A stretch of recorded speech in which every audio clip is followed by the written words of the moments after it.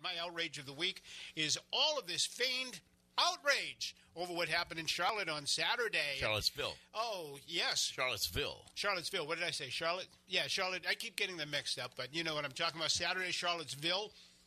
And yesterday, Governor Baker and the legislative leadership got together to pen a resolution condemning all of the alt-right groups that participated in Saturday, without mentioning the fact that there were actually alt-left groups involved as well, and they were armed and they came to rumble. And this is something I think that these politicians all across the country right now are doing at their own peril, because I think it will come back to haunt them at some point. What they're doing is throwing shade to some of these groups. They're selectively condemning violence in our streets, and the people who condemn, look, the Nazis suck, there's no question about it, whether you're a neo-Nazi or an old-school Nazi, you stink to high heaven, we don't want you out there, but we don't want violence on the left either. President was right to condemn the violence, and the rest of the politicians have to do the same. I think following in the same light, do any of you know where George's Island is? It's in Boston. It's in Boston, yes. All right. Nobody knew probably that there was a monument constructed for the Confederate soldiers who died here during the Civil War. There's 13 names on this granite slab, all right?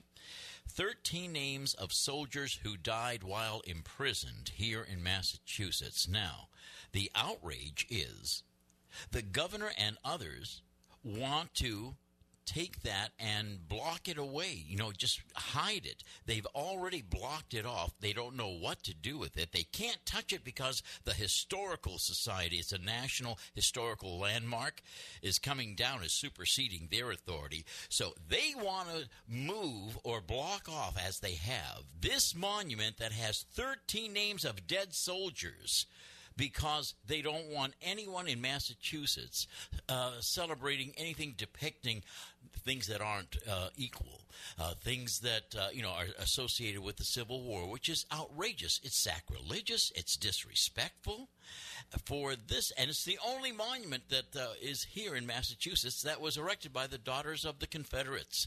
So I'm outraged that our government would go to cover up, and as they have already, they've already covered it over, a monument with dead soldiers' names on it. I'm not sure if a lot of people realize this, but back in the 1950s, the United States government took all of the Confederate soldiers and declared that they are, in fact, U.S. military veterans.